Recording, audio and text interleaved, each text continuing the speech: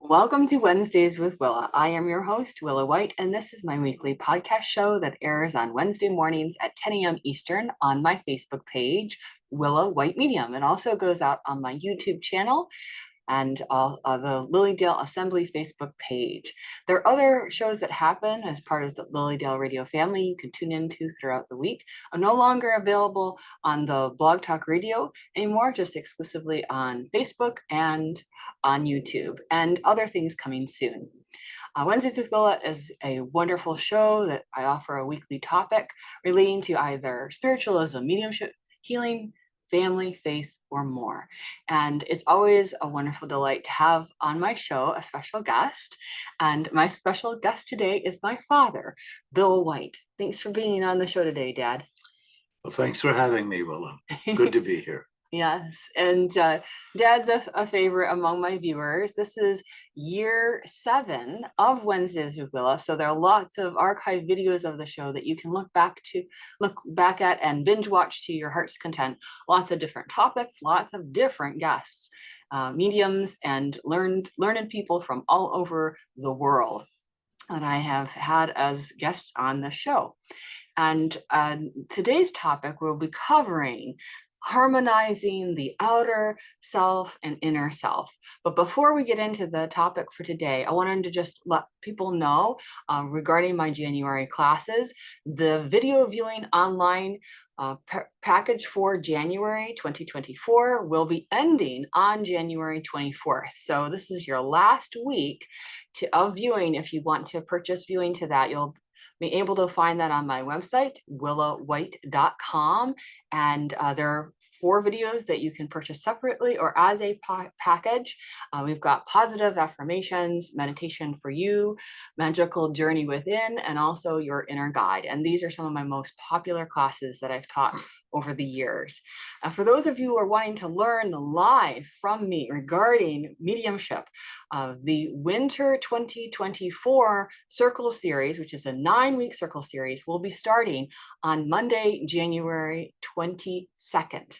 So you're going to want to go ahead and get registered and reserve your spot now, and you'll find more information about that on my website at willawhite.com. And I hope that if you're really wanting to evolve yourself and also grow your mediumship, that you'll join me in my special circle where you'll be able to give and receive messages and learn how you can do that for yourself. All right, so without further ado, I'd like us to get into our topic today. For those of you who are just joining us, my special guest today is Bill White, who is my father.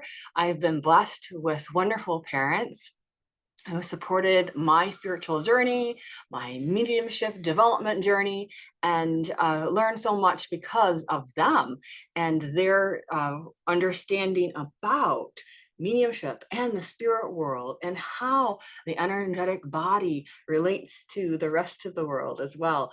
And my father is a retired college professor as well as a spiritual healer, and then he served on the board of directors for the Lilydale Assembly, past president, and has really been very much involved in the Lilydale community for many years. And today we're going to be talking about harmonizing outer and inner self. Okay.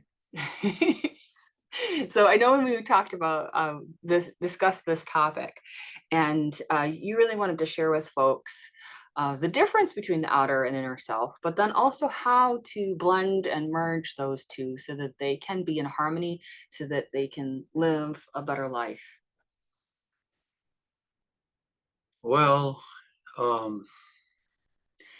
I think probably most of your viewers, most of us interested in the spiritual life, are quite aware that there is an outer and an inner life, that the outer life is what's out here in the physical world, where we live and breathe and have our being. And we have an inner world as well, where we think and feel and where we experience a reality of self that is different in not only degree, but also kind from the outer self. And there's a relationship between the two, between inner and outer self, but they are not the same. As we know, when the soul leaves the body, the inner self, the essential self, the essa that we have, our essential God self, is eternal, an eternal being, immortal.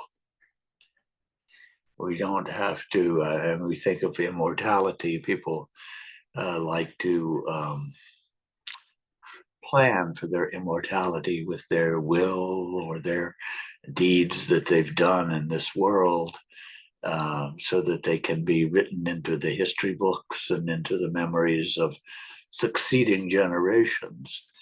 And they think that's the reality. That is not the real reality. That is what most people who follow the mystic path of religions know as the great illusion. Maya. So the outer world is, in a sense, the world of the great illusion. Mm-hmm. And it has such a substantial quality. I mean, our physical bodies, our hands, our bodies that we try to take care of, the way you would, your car, or, right. It's your vehicle. Mm-hmm. And so you're living and breathing in this body for this time that you have, for these moments, and try to take care of it. Yeah. And make sure that it's working right, functioning properly. It is, after all, in itself, a kind of temple. Mm-hmm. Mm-hmm. For your spirit, for your God self, for your essa. And spell that for people. ESSE. And so that's your essence. And that is such a precious part of you. Now, all of it is precious because, as you know, the essa has a great love for its body and for even the bodies of others. It wishes and wills and expects and sees wonderful things. It's a wonderful thing to have, let's say, health, physical health as a wonderful thing. But all of those things that we see in the outside world are products of creations of spirit. Mm-hmm. We who are spiritualists know this to be so, though we don't always remember it to be manifestation of things. I think people, myself included, but all people I know and have encountered and are constantly forgetting that they're different from their bodies. That their bodies are quite wonderful and lovely and good to have and good to keep healthy and safe and secure. But there's also the outer self that people see. That's what the other people, what you see, of course, mm-hmm. with the physical eye. And when you're describing a person physically, their hair sure. color, eye color, absolutely. The shape of their body and how their movement is. Yeah. We're here, we're surrounded by, in this particular gallery that we're sitting in, the faces and the bodies of people that have been painted. My mother's art is all on the walls around us. Sure, it's really quite lovely the way. I'm so glad to see these hung in this way. We can't show it to you, I think. I'm sorry to say, but there is one. We'll have to do a tour sometime. How can I really do this? Yes, right there. That is a portrait that she has done. It's sitting right in back of us. A woman who came to sit at the where she goes to the Visual and Performing Arts Center, where they have the models that. And so you have a physical representation of a person. Wonderful. But then, what's so special about art is there's, if you can capture the inner essence as well. It shines and when you through. look into someone's eyes and see their inner essence, their inner self. And so there is that dichotomy of the outer and the inner self. And yet there is a willingness to see and to be seen in those moments that facilitates connecting harmoniously with someone else's selves, as it were. Right. Well, the artist does that, and I suppose the sitter can do it too, because really, all of us are in our relationships. We're doing that, but what does it mean? So you could say, well, to have a relationship with yourself, inner and outer self, but one has to think of the relationship that you have with other beings. You are with each other, and I've been thinking a lot about that and reading about that, how the mystics regard this. And the great mystics is, here we know that human beings have been on this planet at least for at least 50,000 years, probably much longer, but they're constantly pushing that number back as more things are discovered. And more things are discovered about the people who actually inhabited this planet. But we pretty much know that the level of intelligence,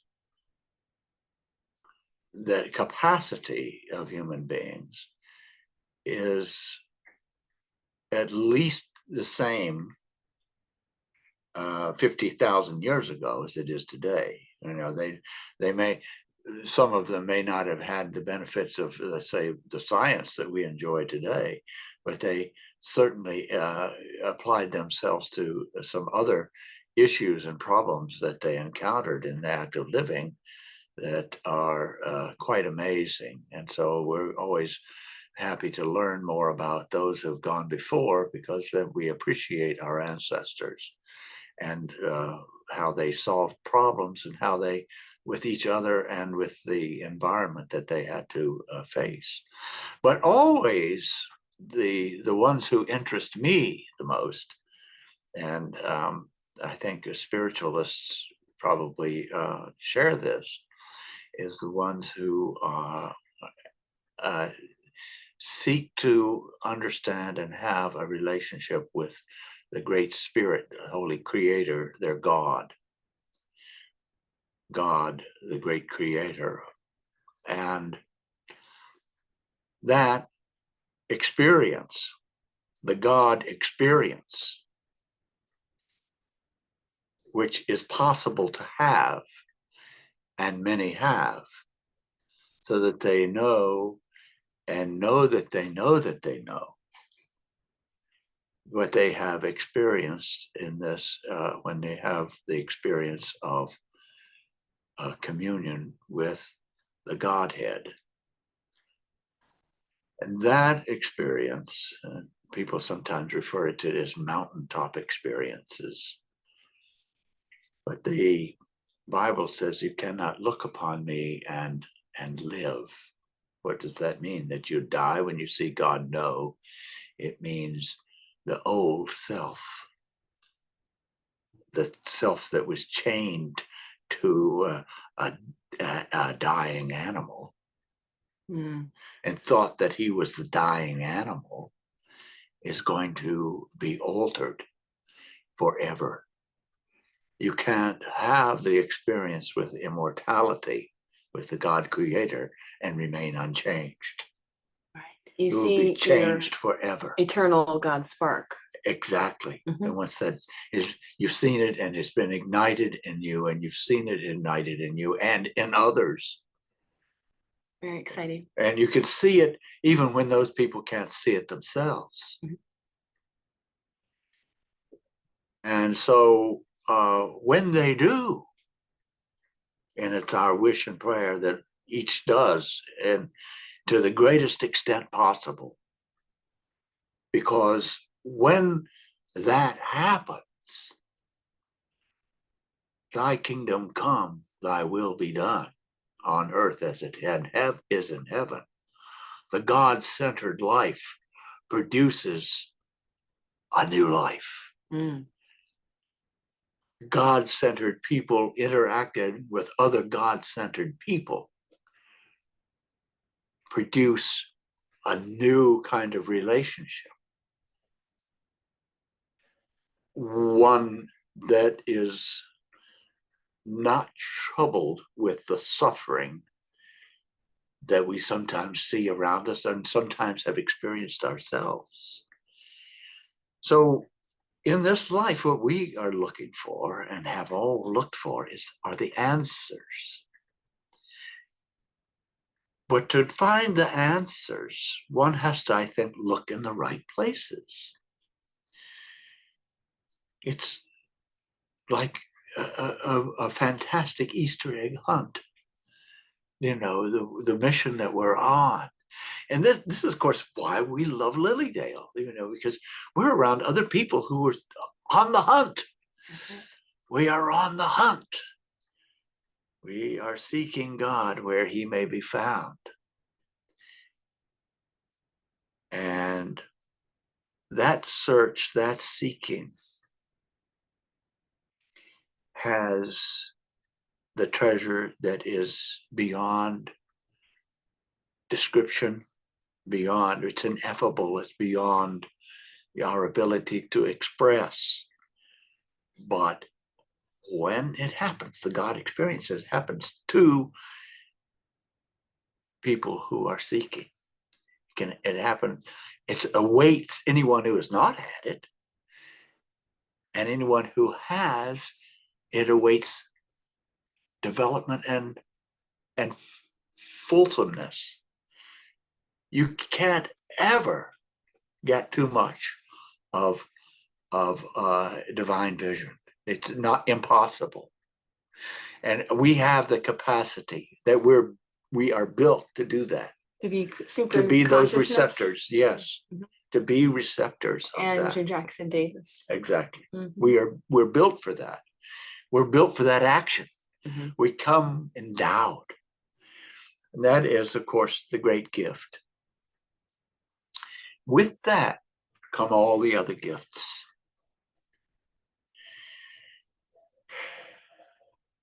So one of the ways, of course, that we contact the inner life is prayer.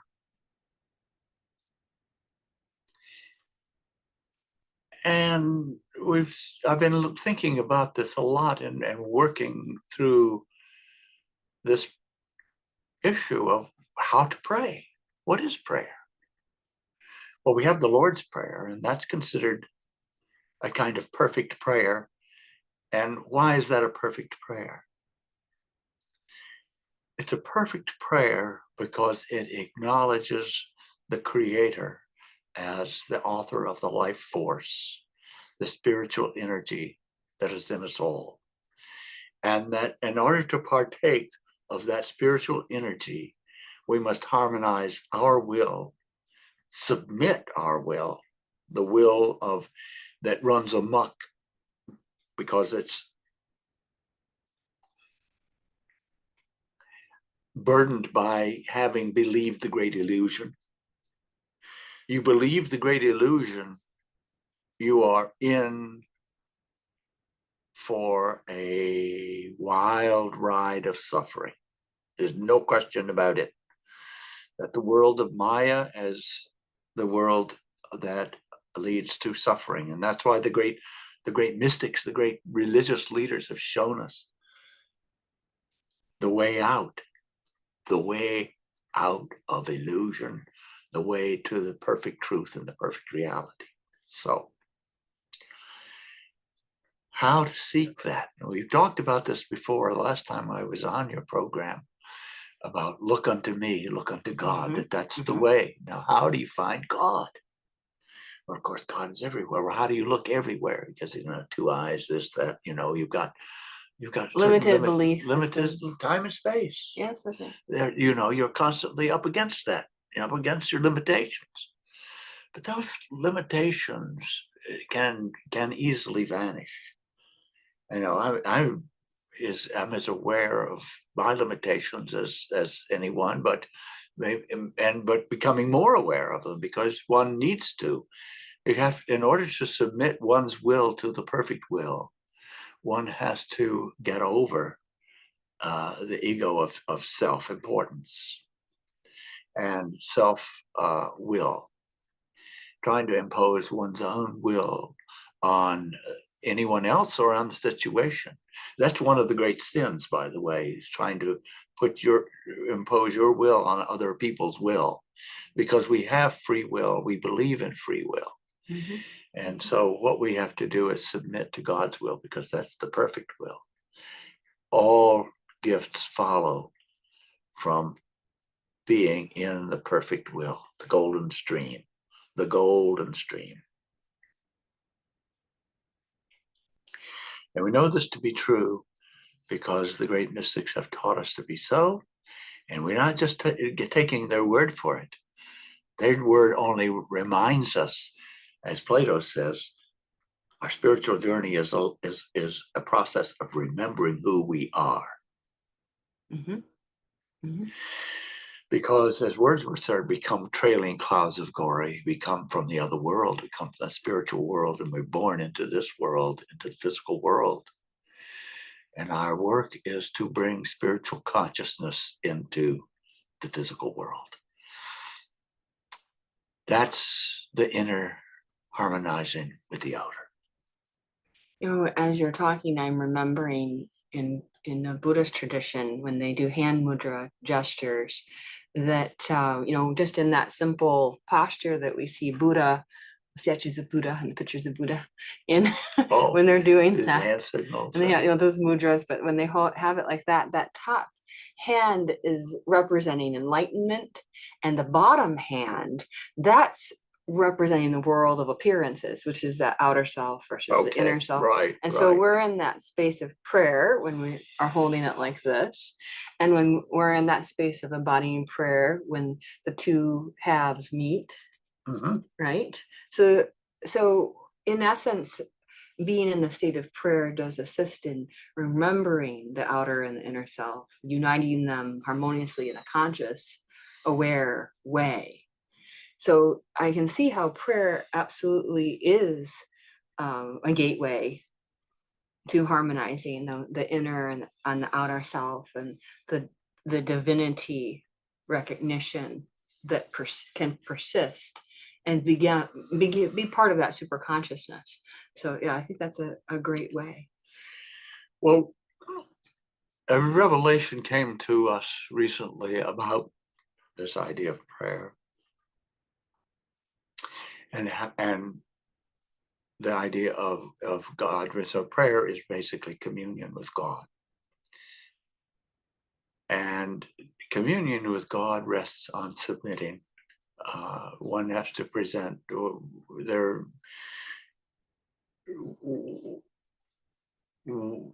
when you are making the outer world the key to your life, you're led into what we call transgression, sin.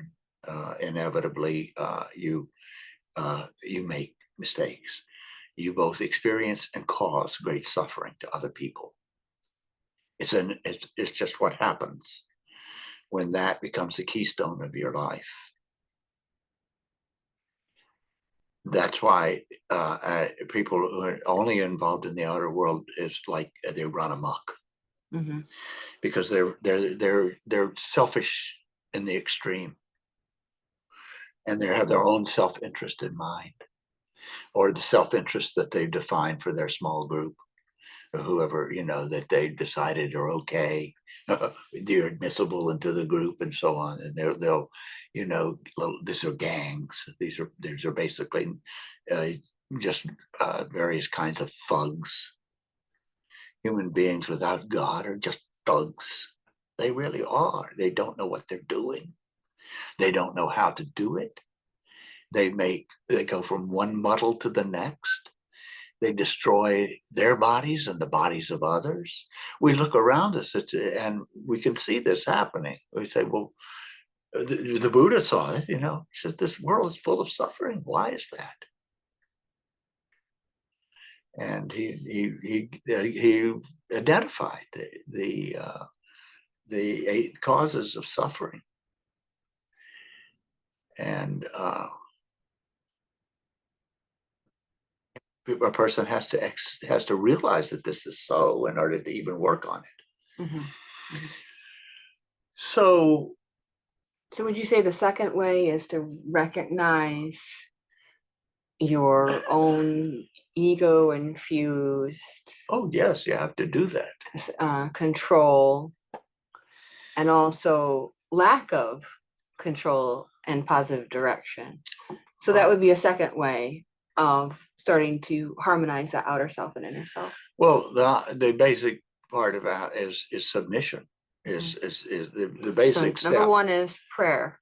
Prayer, which involves submission. Submission of our will to the perfect will of God. Okay. So what is that? Well, how do you find God? And so this is what I was saying earlier about this revelation that's come to us. Mm-hmm. The Greeks were working on it. And that's why they were so amenable to spiritual truth when it was presented to them later, to the teachings of Jesus. The spiritual truth resides in the seeking of truth, beauty, and goodness. Mm-hmm. So that's revealing the essence of God, because the essence of God is that which is true, that which is perfectly good, and that which is undescribably beautiful. So this takes us to the place of what we can do when we're looking for God. We are taking any circumstance, any person that we meet. We are looking for what is true and good and beautiful. And that is what we're looking at. Because when we're looking at that, we are seeing God. And when we're seeing God, we're in harmony with God. Mm-hmm. And that brings about, that releases the gifts of God. Mm. So when you say someone who seems to be sick and we've all been oppressed. We've all been oppressed. Oppressed by emotional turmoil and trauma or disease or whatever they're faced with. You see that, okay? Yes. You look beyond that, you look through that, and what you see is someone who is healthy and strong and God-centered. You see their beautiful angelic self shining through, and that is what you see. You focus on the truth. When you focus on the truth, the blessings of God are poured out in abundance, and that is the key. It is such a simple key, but it is one that people have searched for. Well, how do you do this? What is this? How does this work? They try to figure it out like some kind of locksmith or some kind of puzzle or some kind of mechanical thing that you can arrange like pieces on a chessboard or a move that you can make. No. All futile efforts based on an inadequate and a mistaken view of what the mystics have taught us is so, and what the God experience confirms when we have it. It is so simple, and so yet it's not easy to do in the sense because we have to wrestle out and shove away from our perception and our preoccupation with the illusion and focus on what is true and beautiful and good. When we see that, then we see God. And when we see God, God is revealed. When God is revealed, the healing comes in, the abundance comes in, all the gifts that have been promised in the Bhagavad Gita, in the Vedas, in the Upanishads, in all of the great spiritual literature in the Bible, they all become abundantly available, and they come like that. And that's the secret of Jesus' healing, because he was in perfect touch with, he was in perfect harmony with the spiritual essence of God. That ignite the God spark within us, the internal us. And that's the experience we have. And then we have that wherever we go. Whether we are looking at a person or a rock or a dog or a gecko or a painting or anything. This is the most amazing thing about what we've been working on and discovering, is that it seems so simple, but it's true. Test it for yourself. When you look at something, look only at that which is true and beautiful and good in that, and you will see what God is, because God is only true and beauty and goodness. He is nothing to do with that which is evil. And that which is evil is that which is not conscious of God. It has no consciousness of God in it and becomes evil. It becomes divorced from God. Evil is simply turning away from and not knowing and not experiencing God, the God within and the God everywhere. And you, and you, and you, and you, and you. That's it. That is called the harmonizing of the inner and the outer. And it brings forth the God experience. You want to see God, you have to look for God. And when you look for God, you look at only that which you don't see. You don't see the sickness. You don't see the suffering. If you want to look at the sickness and suffering, you can see it. It's there in abundance anywhere you want to look. You don't have to even look at the evening news. You can look next door. You can look at your neighbor. You can look at all those things. Well, what are you encouraging? What thou seest, thou beest. That is what the mystics have taught us. What thou seest, thou beest. So if that is the case, and it is, look at the beauty and the truth and the goodness, and it is always there. So we were talked about last time about Milla.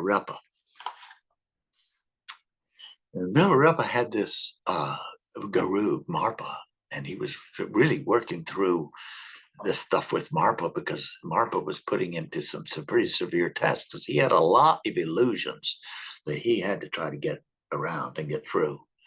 He was just burdened with illusions. Now pause a moment. Tell them who Milarepa is for the people who Milarepa is this 11th century Tibetan Buddhist saint. He is the ultimate saint of representative of Buddhism in Tibet. Beyond, of course, the Buddha, the great Buddha. So he's working through a lot of his life problems, which we talked about last time. And you can read the life of Milarepa, and you'll see that it's an amazing, amazing piece. But how does Milarepa get to be who Milarepa becomes, which is this incredibly spiritual person? How does he get to do that? Well, at one point he starts to encounter, well, you have consciousness. Consciousness is about consciousness, and that's what we've been talking about, is consciousness. Consciousness, because what thou seest, thou be it, the consciousness that you project. So he started, how do you project? He asked his guru, how do you project consciousness into an inanimate object? Can that be done? And Marpa said, he had spent a lot of time in India studying Buddhism, and he was called the great translator. He translated a lot of Buddhist documents into Tibetan from the languages that they were written in India. He's called the great translator. And he realized, I don't know. I didn't learn that one. So he went back to India. He went back and he found his guru. And he said, how do you transfer consciousness into an inanimate object? And he studied that and he found out how to do it. And he came back and he taught Milarepa. Well, this is an interesting issue. That's why I said, a person, a rock, a dog,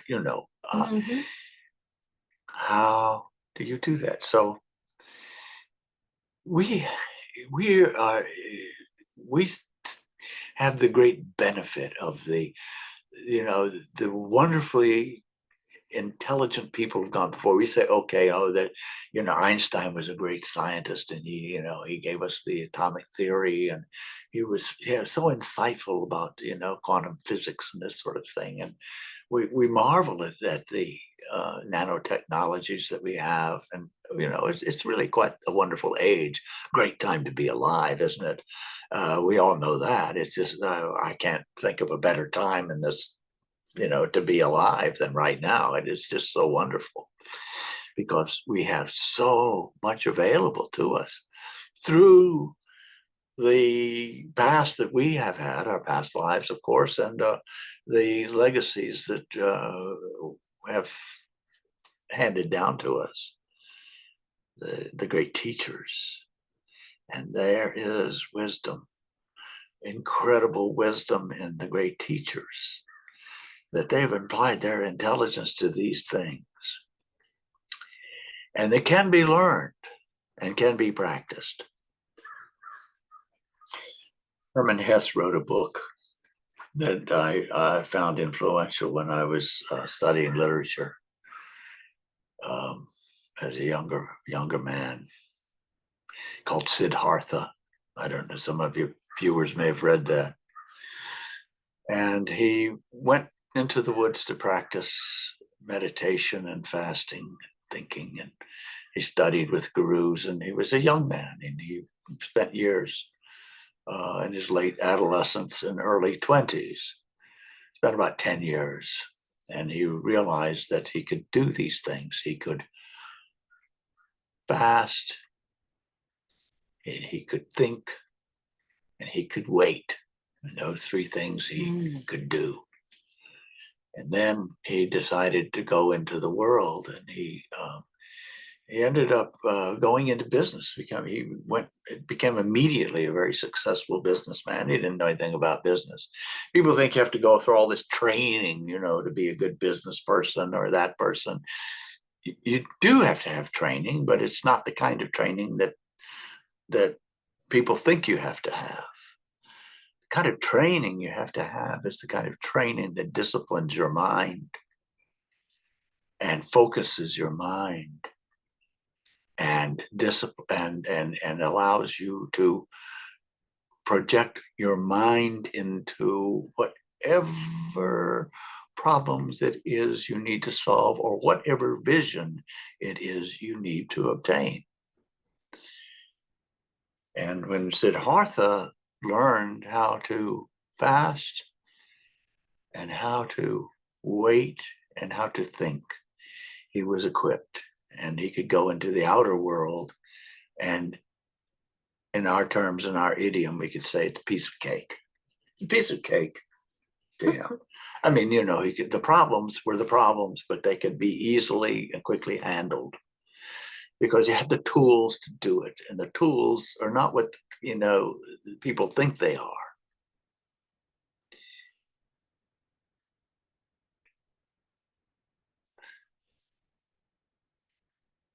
Because one can receive information directly and immediately. Andrew Jackson Davis did. Mm-hmm. Mm-hmm. Swedenborg did. Mm-hmm. Rudolf Steiner did. Mm-hmm. These are people we know, great spiritual teachers who have written about what they did, how they experienced. Blake did. Okay. Mm-hmm. So it's all there. What is the great school you need to attend that teaches these things you need to know? And what is it that you need to know? Well, first and foremost, that one needs to be able to experience as soon as possible and as often as possible is the God experience. Oneness with the Creator. And your ways to do that, we've been talking about it. The prayer, the looking, the seeking. We are seekers. Mm-hmm. And because we're in the world and we forget and we lose our way, we do this, or we say, oh gosh, and well, how did that? And then you remember, Plato again, you remember that you are a person of divine essence, and you start seeking again that spiritual thing. Now, that's how you find it. And, you say, oh, I need to go do a little nature bathing. They call it woods bathing now, hippie type people or, new agers. Hey, I like it. I know, it's wonderful. Yes, I go in and bathe in the Shinrin Yoku. Oh yes, the Japanese forest bathing. Absolutely. Yeah. But what I'm saying is that it's not only there; it's everywhere. And when you're receiving, yes, it's easier. There aren't a bunch of humans around. I know. Yeah, this is good practice. This is good practice because it shows you where it is and where you can easily find it. Now go find it somewhere else. Go, I don't know, go into the slums of Jerusalem and find it. You can find it anywhere. And that is how do you find God? You have to search for God. And how do you search for God? You look for what is true and beautiful and good and see only that. What a spiritual practice. We've just assigned some homework for ourselves included. Right. And then when you can do that and do that, amazing things happen. And that unlocks. We've been studying what is that particular key that unlocks instant healing, true healing that, I feel a little better now. No, talking about healing. We're talking about big healing. We're talking about being in touch with the divine essence. And the divine essence sees us as strong, healthy, beautiful, wonderful beings, which is how God created us to be. He created Adam and Eve that way. I mean, these model prototype human beings. And we are part of that. We're that too. Yes. We're that too, but we can't be hiding from God. Can't be hiding. When we do our forest bathing, we can't be hiding. Are you hearkening back to the Garden of Eden story where they hid from God? Yeah. There we go. You can't be hiding. Don't be hiding from God. You can't be hiding. You can run, sinner man, run to the rock. Rock, won't you hide me? Run. No. You can't be hiding. You got to come out. And then how do you come? I said, well, I'm just a poor old sinner. I'm just a poor old, I keep making mistakes. I did this, I did that wrong. And oh man, I made, and I got mad when what in the world was that? And, and you fell off the mountain. You fell off the path. You fell outside the golden gleam of connection to the God spirit. Mm-hmm. And what do? The only possibility is to acknowledge it and repent. Our job is to repent. God's work is to remit, to give.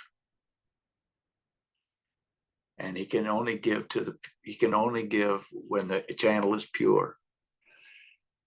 Purify the channel. Purify the channel. Create and connect the channel.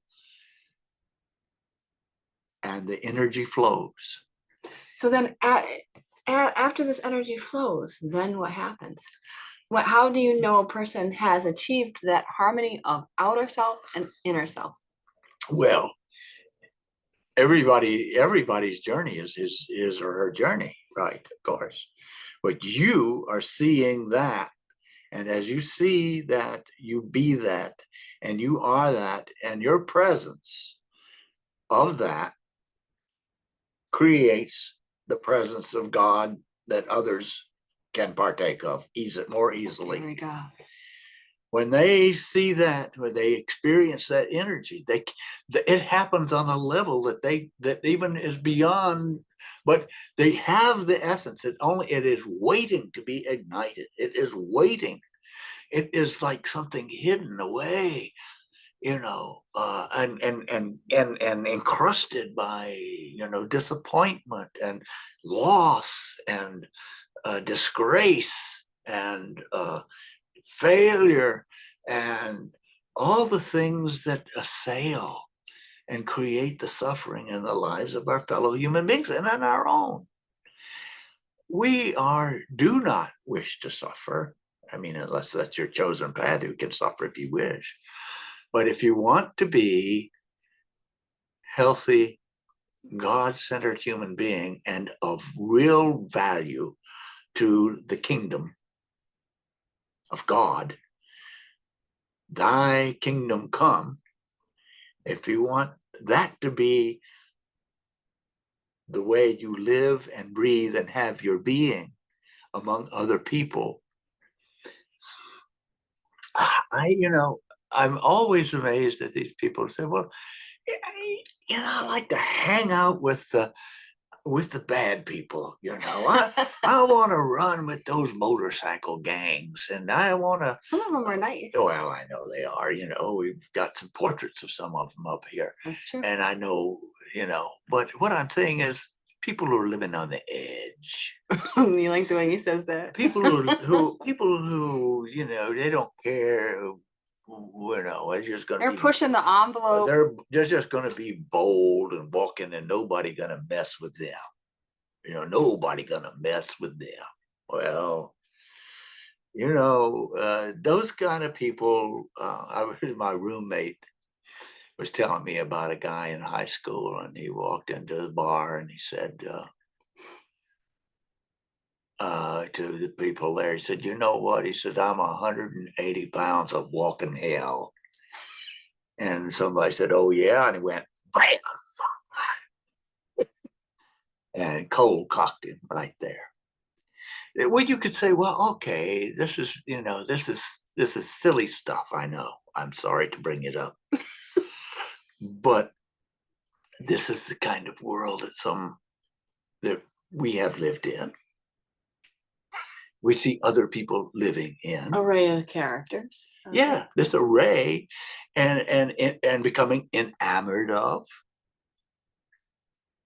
What thou seest, thou beest. Mm-hmm. And hitching our wagon to that star, well, a lot of luck with that. How's that going for you? It's not going to go well. You know it. I know it. We know it. Not going to go well. It's very, very predictable. And then when the laws of matter, action, reaction set in, then we say, oh, I need to be protected. I need to be saved from the deleterious laws of matter. I need to be saved from my emphysema because I've been smoking. I need to be saved from my diabetes. I need to be saved from my, illnesses and my chronic things for which I have 10 medications. I need to be saved from all of that. Right? Yeah, you do. And one does. And it's, you seek your help whenever you can find it. But we're talking here about the spiritual search. And we're talking here about how the spirit is the key, to all of it, to abundance and good health and the kingdom of God.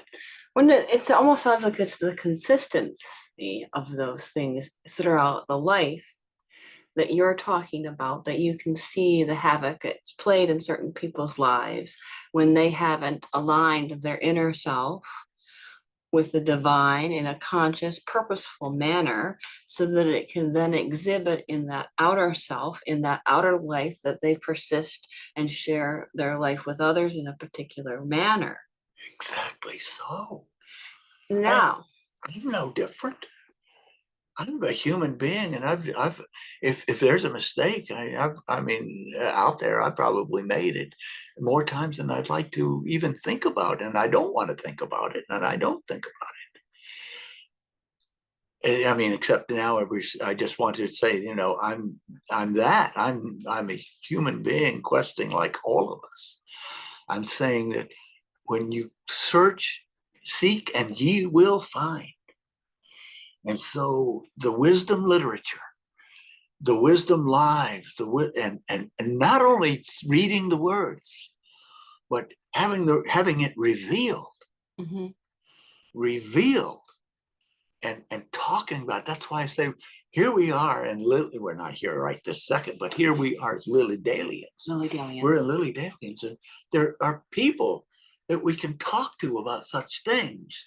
They are seekers after God. They understand the immortality of the spirit. They understand that we are immortal beings. Yes.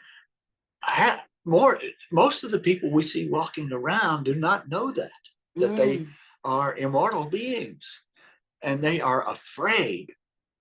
They are afraid. Well, let's say they've lived a full life that has been more about their outer self than their inner self, their instant gratification needs, their confused living that they've been involved in. Then it again goes back to that inner self, to go into that divine self connection in a conscious way. And then it will effect change in the outer life, in the outer self, so that they can more fully realize not just physical health, emotional health, but really feel in alignment with their soul. Yes. Yes. And so not all is lost if you're dealing with those things that just right, but it cannot be adjusted, and the adjustments that have to happen when the outer self being represented as the small s, and the inner self being represented as the capital S. Exactly. And so we have that recognition. Exactly. It's beautiful. So it is. I know we need to wrap things up for the day. Well, I've seen so many people, I mean, down here where, I have these fellow musicians and so on, and some of them are in AA, and we talked about this last time, but I have seen them. Their lives have turned around. Yes. Yes. And it's a God-centered movement. Yes. And they've changed, and they sometimes it's too late for them to save members of their family who suffered because of their behaviors as lying, sneaking, alcoholic people. Mm-hmm. But they turned that all around. They said, no more. I'm changing how I relate to myself. I'm changing how I relate to God, and I'm changing how I relate to other people. And you can do that. That's called free will. Yes. And you can see it in their eyes, and you can see that in their demeanor, and right. how they really show. Right. So the inner self is showing in that outer self for how they give grace to others and move forward in those ways. It's beautiful. Right. That's right. And that We've is seen our that wish happen and before. will for all of our fellow human beings, Absolutely. as well as ourselves. Yes. We loved ourselves, we loved them, and we want that to be the reigning, and it can be, experience that we have together. Yes. The unity, Beautiful. the God experience. There's nothing like it. It's nothing like it. And it is so incredibly beautiful. And so if you or someone else that you love has had those kinds of situations, just know that take heart. There's a lot that can happen within the arc of the human condition and the human soul, and that not all things become equal, but they do become divine. Exactly. Exactly. And we follow the great commandment. Look unto me. Look unto me. That is God. Yes. Really, really beautiful. It's so important. It is. And so I hope you've enjoyed our show for today of harmonizing outer self and inner self, and really seeing for yourself how you're living. And every time I sit with someone and have them as a guest on my show, I learn so much. And throughout my life, I've learned so much from both my father and my mother. And I'm so grateful for being able to share this experience with all of you today. So let us know that you liked today's show. Please like and share and follow, subscribe, all of those great things. And I will see you next week for another great show of Wednesdays with Willa. And of course, don't forget, if you're wanting to get registered for the January 22nd, first day of the 9-week circle series, you're going to want to get that done. All right. Thanks for being on the show today, Dad. It's really beautiful. My pleasure. Thank you, everyone. Bye-bye.